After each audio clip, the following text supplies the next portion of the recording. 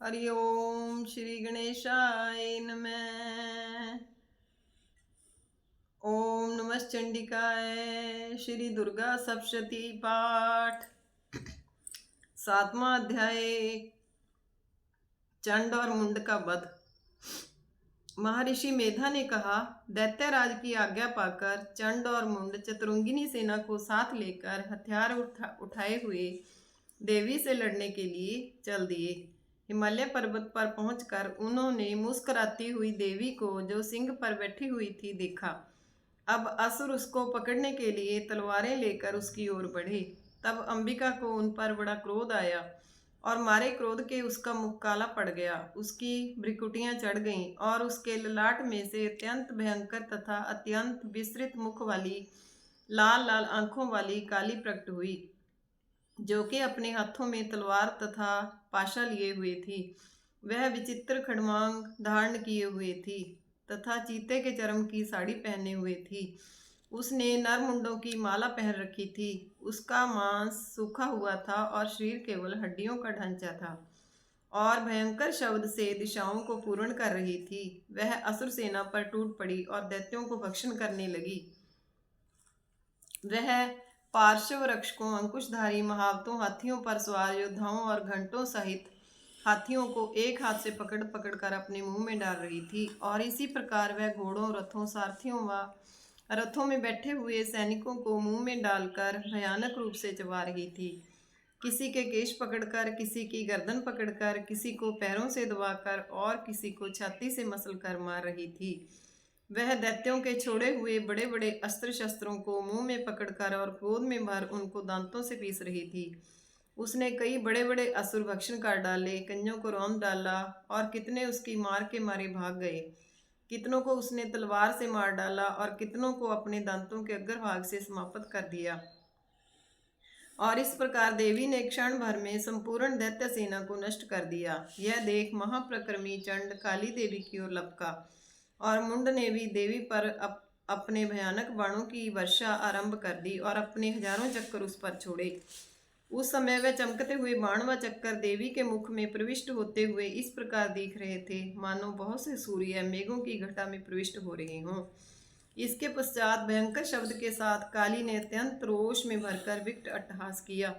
उस समय उसका भयंकर मुख देखा न जाता था और उसमें से उसके श्वेत दांत दिखाई दे रहे थे।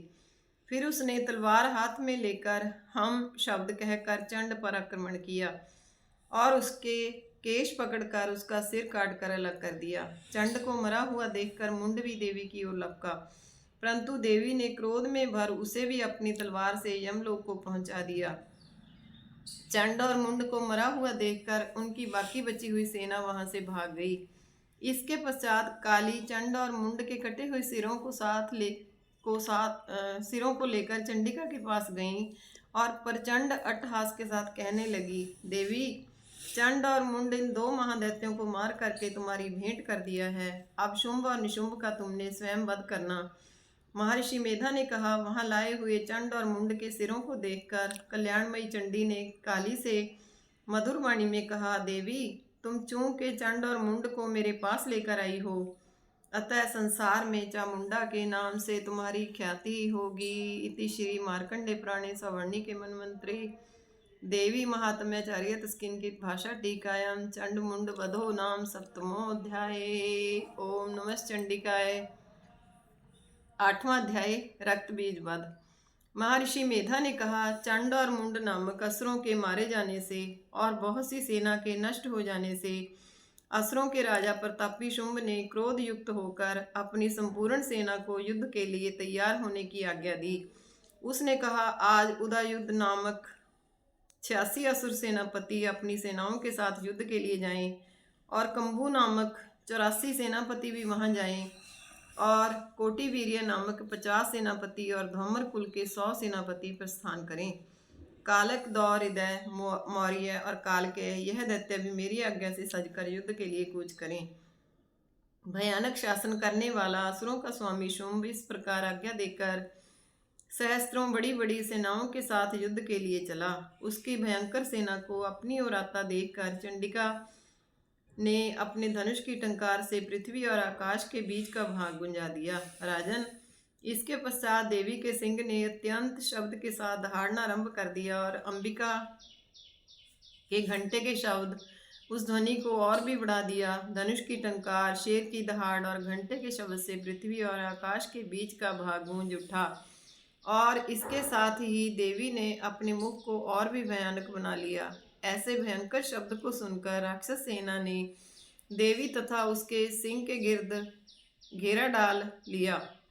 राजन, उस समय दैत्यों के नाश के लिए और देवताओं के कल्याण के लिए ब्रह्मा, शिव, कार्तिकेय, विष्णु तथा इंद्र आदि देवों की शक्तियां, जो अत्यंत पराक्रम और बल से संपन्न थीं, उनके शरीरों से निकलकर उन्हीं रूप में चंडिका देवी के पास गईं।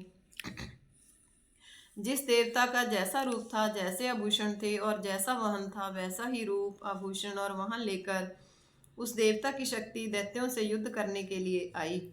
हंस युक्त विमान में बैठकर और रुद्राक्ष की माला तथा कमंडल धारण करके श्री ब्रह्मा जी की शक्ति आई और वह ब्रह्मा जी कहलाई। वृषभ पर सवार होकर, हाथ में त्रिशूल लेकर, महानाग का कंकन पहनकर और चंद्र रेखा से भूषित होकर भगवान शंकर की शक्ति महेश्वरी आई और मोर पर आरूढ़ होकर हाथ में शक्ति लिए दैत्यों से युद्ध करने के लिए कार्तिकेय जी की शक्ति उन्हीं का रूप धारण करके आई। भगवान श्री विष्णु की शक्ति गरुड़ पर सवार होकर शंख, चक्कर, गदा, शारंग, धनुष तथा खड्ग हाथ में लिए हुए वहां आई। श्री हरि जी की शक्ति वाराही वाराह का शरीर धारण करके वहां आई और नरसिंह के समान शरीर धारण करके उनकी शक्ति नरसिंगी भी वहां आई। उसकी गर्दन के झटकों से आकाश के तारे टूटे पड़ते थे और इसी प्रकार देवराज इंद्र की शक्ति इंद्री ऐरावत के ऊपर सवार होकर वहां आई। तदनंतर इन देव शक्तियों से घिरे हुए भगवान महादेव ने चंडिका से कहा, मेरी प्रसन्नता के लिए तुम शीघ्र इन असुरों को मारो। इसके पश्चात देवी के शरीर में से अत्यंत उग्र रूप वाली और सैकड़ों गीदड़ियों के समान आवाज करने वाली चंडिका शक्ति प्रकट हुई। उस अपराजिता देवी ने धूमिल जटा वाले भगवान श्री शंकर देव जी से कहा, प्रभु, आप मेरी ओर से दूत बनकर शुंभ और निशुंभ के पास जाइए और उन अत्यंत गर्वीले दैत्यों से कहिए और उनके अतिरिक्त और भी जो दैत्य वहां युद्ध के लिए उपस्थित हों उनसे भी कहिए, जो तुम्हें अपने जीवित रहने की इच्छा हो तो त्रैलोक्य का राज्य इंद्र को दे दो। देवताओं को उनका यज्ञ भाग मिलना आरंभ हो जाए और तुम पाताल को लौट जाओ। किंतु यदि बल के गर्व से तुम्हारी लड़ने की इच्छा है तो फिर आ जाओ, तुम्हारे मांस से मेरी योगिनियां तृप्त होंगी। चूंकि उस देवी ने भगवान शंकर को दूत के कार्य में नियुक्त किया था, इसलिए वह संसार में शिवदूती के नाम से विख्यात हुई। भगवान शंकर से देवी का संदेश पाकर उन दैत्यों के क्रोध का कोई आर पार ना रहा और वह जिस स्थान पर देवी विराजमान थी वहां पहुंचे और जाते के साथ ही उस पर बाणों और शक्तियों की वर्षा करने लगे। देवी ने भी उनके फेंके हुए बाणों, शक्तियों, त्रिशूल और फरसों को अपने बाणों से काट डाला और काली देवी भी उस देवी के आगे खड़ी होकर शत्रुओं को त्रिशूल से विदीर्ण करने लगी और खड़वांग से कुचलने लगी। ब्राह्मणी जिस जिस तरफ दौड़ती थी उसी उसी तरफ अपने कमंडल का जल छिड़ककर दैत्यों के वीर्य या बल को नष्ट कर देती थी और इसी प्रकार महेश्वरी त्रिशूल से, वैष्णवी चक्कर से और अत्यंत कोप वाली कौमारी शक्ति द्वारा असुरों को मार रही थी और इंद्री के वज्र के प्रहार से सैकड़ों दैत्य रक्त की नदियां बहाते हुए पृथ्वी पर सो गए। वाराही ने कितने ही राक्षसों को अपनी थूथन द्वारा मृत्यु के घाट उतार दिया। दाढ़ों के अग्रभाग से कितने ही राक्षसों की छाती को चीर डाला और चक्कर की चोट से कितनों को विदीर्ण करके धरती पर डाल दिया। बड़े बड़े राक्षसों को नरसिंगी अपने नखों से विदीर्ण करके भक्षण कर रही थी और सिंहनाद से चारों दिशाओं को गुंजाती हुई रणभूमि में विचर रही थी। शिवदूती के प्रचंड अट्टहास से कितने ही दैत्य भयभीत होकर पृथ्वी पर गिर पड़े और उनके गिरते के साथ ही वह उनको भक्षण कर गई। इस तरह क्रोध में भरे हुए मातृगणों को नाना प्रकार के उपायों से बड़े बड़े असुरों को मारते हुए देखकर राक्षस सेना भाग खड़ी हुई और उनको इस प्रकार भागता देखकर रक्तबीज नामक महापराक्रमी राक्षस क्रोध में भरकर युद्ध के लिए आगे बढ़ा उसके शरीर से रक्त की बूंदें पृथ्वी पर गिरती थीं तो एक वैसे ही शरीर वाला तथा वैसा ही बलवान दैत्य पृथ्वी से उत्पन्न हो जाता था। रक्त बीज गदा हाथ में लेकर इंद्री के साथ युद्ध करने लगा। जब इंद्री शक्ति ने अपने वज्र से उसको मारा तब घायल होने के कारण उसके शरीर से बहुत सा रक्त चूने लगा और उसकी प्रत्येक बूंद एक उसके समान ही बलवान तथा महाप्रक्रमी दैत्य में परिवर्तित हो गई। वह सब के सब दैत्य रक्तबीज के समान ही बल व तेज वाले थे। वह भी भयंकर अस्त्र शस्त्र लेकर देवियों के साथ लड़ने लगे। जब इंद्री के वज्र के प्रहार से उसके मस्तक पर चोट लगी और रक्त बहने लगा तो उसमें से हजारों ही पुरुष उत्पन्न हो गए।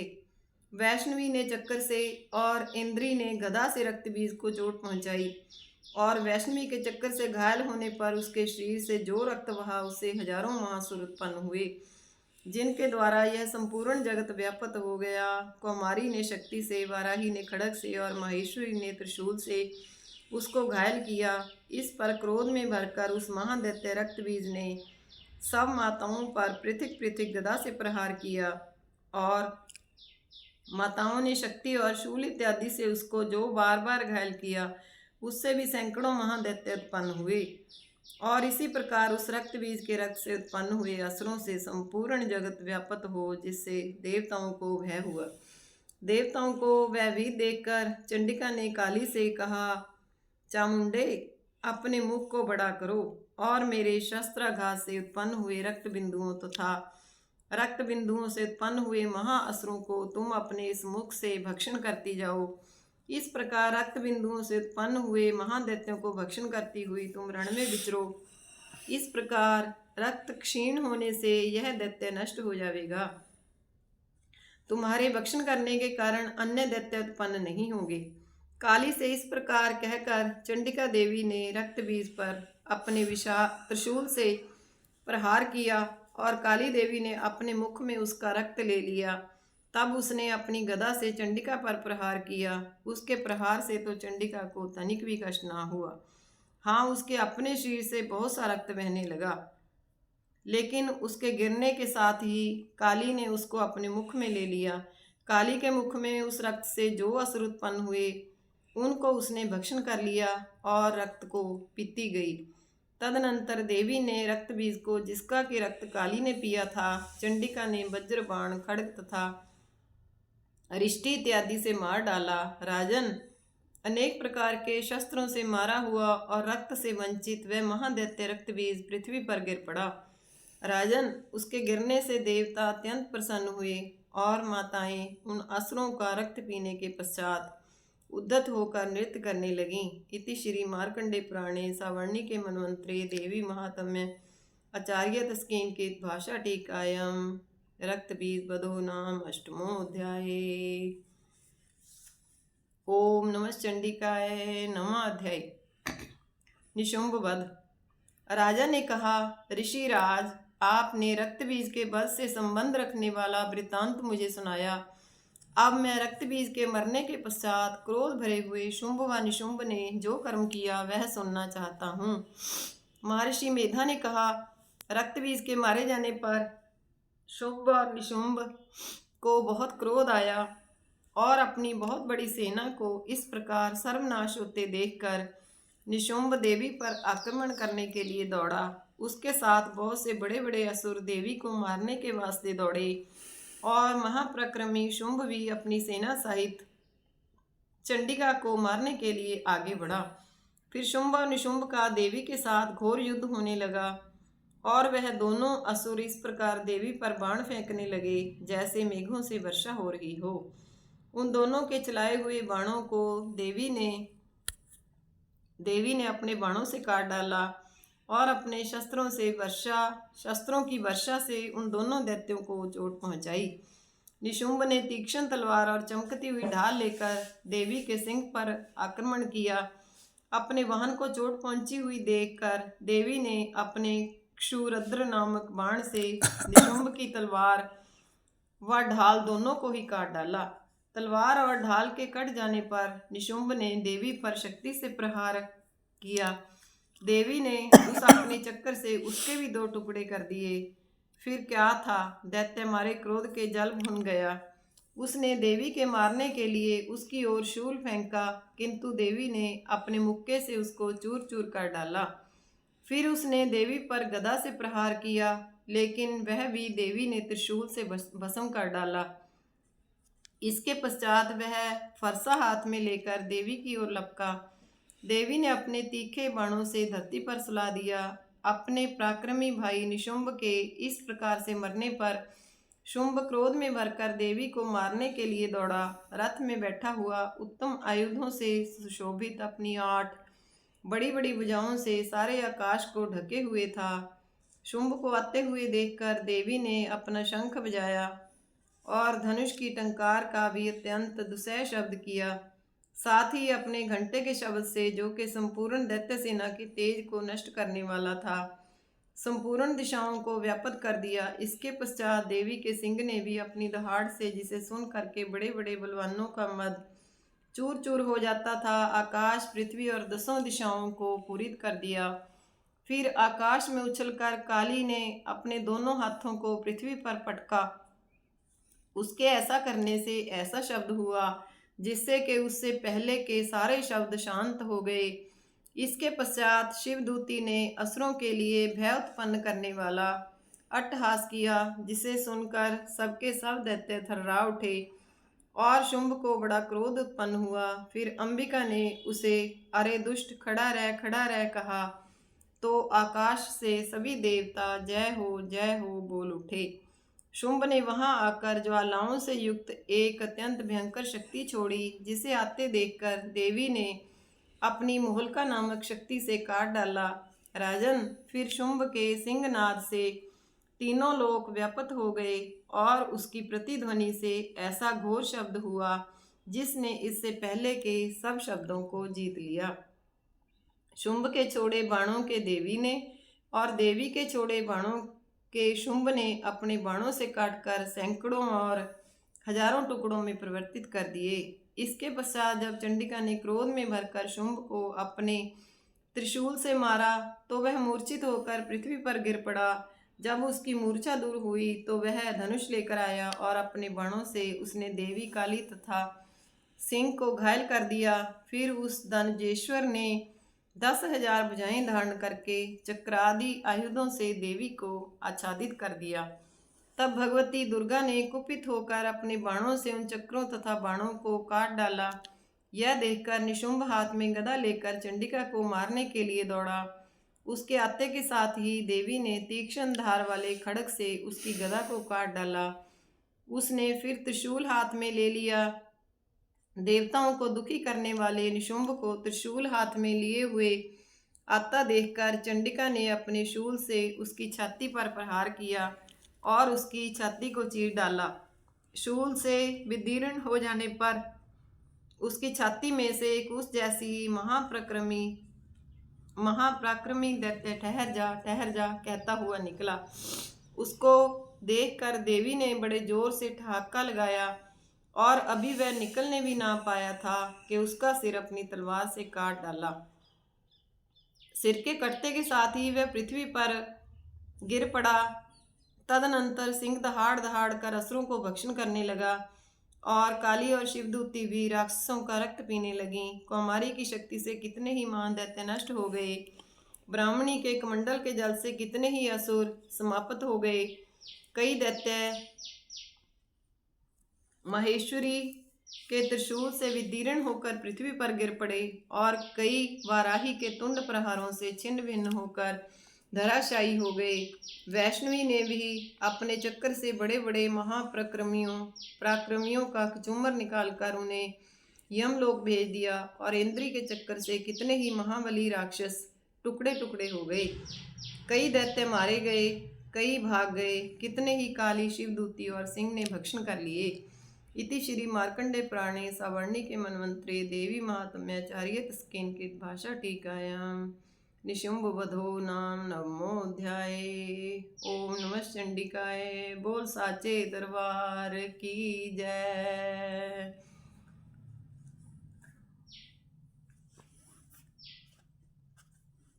कर्पूरगौरं करुणावतारं संसारसारं भुजगेन्द्रहारं सदा वसन्तं हृदयारविन्दे भवं भवानी सहितं नमामि।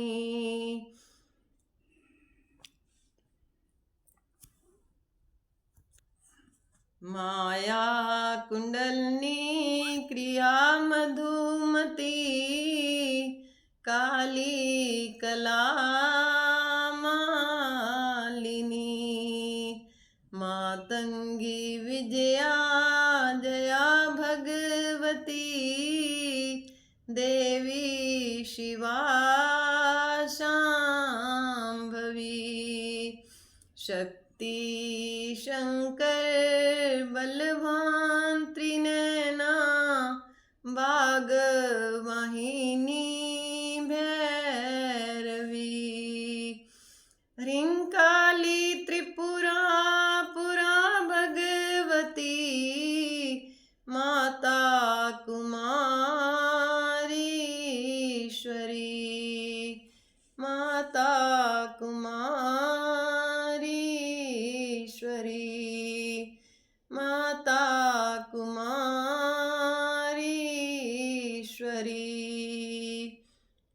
ओम सर्वमंगल मांगल्ये शिवे सर्वार्थ साधिके शरण्ये त्र्यंबिके गौरी नारायणी नमोस्तुते। जयंती मंगला काली भद्रकाली कपालिनी दुर्गा क्षमा शिवा धात्री स्वाहा स्वधा नमोस्तुते। ओम सर्वस्वरूपे सर्वेशे सर्वशक्ति समन्विते भयवस्त्राहीनो देवी दुर्गे देवी नमोस्तुते। ओम देहि सौभाग्यम आरोग्यम देहि मे परमं सुखम रूपम देहि जयम देहि यशो देहि दिशो जहि। बोल साचे दरबार की जय। जगदियां जोतां वाली माता तेरी सदा ही जय।